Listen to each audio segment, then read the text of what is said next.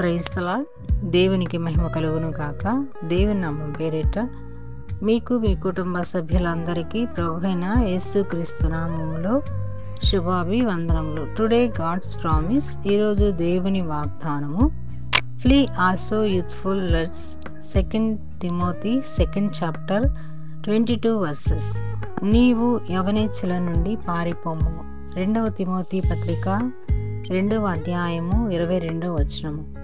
క్రీస్తునందు ప్రియ సహోదరి సహోదరులరా, మరి ఈరోజు వాగ్దానంతో దేవుడు మనతో మాట్లాడుతున్నాడు.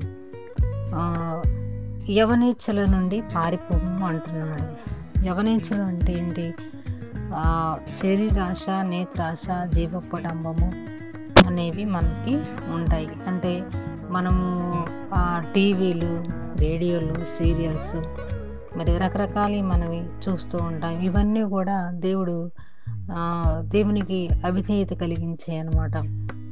మనము టీవీ ద్వారా స్వార్థ అందిస్తుంటే అవి చూడవచ్చు, కానీ దేవునికి వ్యతిరేకమైన అల్లరి చిల్లరితో కూడిన ఆటపాటలు, మరి అసభ్యకర దృశ్యాలు, మరి అవి మనము చూడకూడదు అనమాట.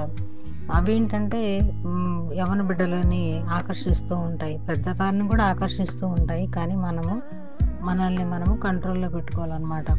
మరి టీవీలు వచ్చాయి, మరి ఫోన్లు వచ్చాయి. మరి మనకి మంచిది కలిగించేది అయితే మనం చూడొచ్చు, కానీ మరి ఎదుటి వ్యక్తిని పాడు చేసే, అంటే మనకు తెలియకుండానే మనము కొన్నిటికి మనము బానిసైపోతూ ఉంటాము.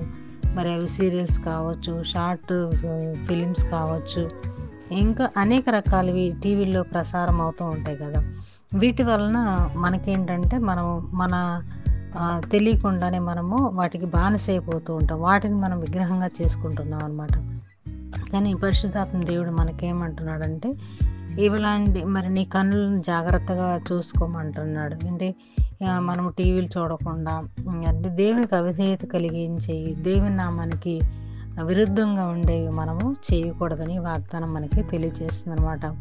మరి వాక్యం వినొచ్చు, వాక్యానుసారంగా మనం బ్రతుకులు కట్టుకోవాలి. కాబట్టి వాక్యం మనల్ని బ్రతికిస్తుంది, కాబట్టి మనం వాక్యం వినడం తప్పులేదు. కానీ మరి అవినీతి, మరి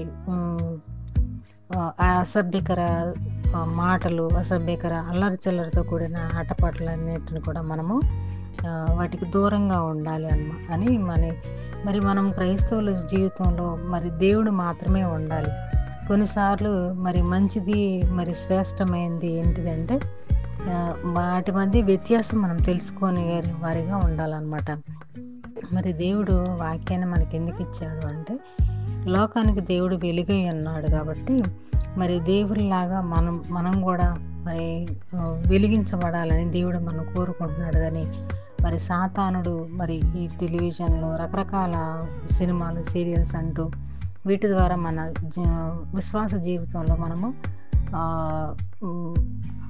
మనమందరం కూడా మరి పాలిభాగస్తులుగా ఉండకూడదని మనకి వాక్యం తెలియజేస్తుంది అనమాట. మన ఆశలు, ఇచ్చలు, కోరికలు అన్నింటినీ మనము దేవునికి విరుద్ధంగా ఉన్నాయి ఏవైతే మనలో ఉన్నాయో వాటన్నింటిని కూడా మనం విడిచిపెట్టాలన్నమాట. అలాగా దేవుడు మనల్ని పరిశుద్ధంగా ఉండాలని కోరుకుంటున్నాడు.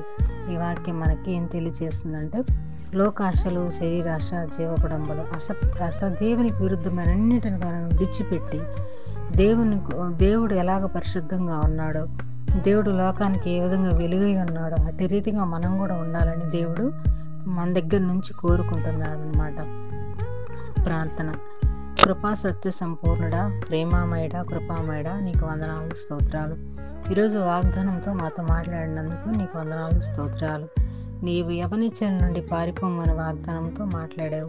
మరి మేము ఎలా ఉన్నాం, మా పరిస్థితులు ఎలా ఉన్నాయి, మా బ్రతుకు ఎలా ఉన్నదో మమ్మల్ని మేము పరిశీలించుకొని, మరి శరీరాశ, నేత్రాశ, జీవపడంబం అనేవి మాలో లేకుండా కేవలం నీ కొరకు మాత్రమే మీరు ఎలాగ పరిశుద్ధులుగా ఉన్నారో మేము కూడా అలా పరిశుద్ధులుగా ఉండడానికి మా జీవితాలని పరిశుద్ధపరచమని ఈ వాగ్దానం ప్రతి ఒక్కరి జీవితంలో నెరవేర్పు కలిగించమని యేసుక్రీస్తు నామములో అడిగి వేడుకుంటున్నాము తండ్రి.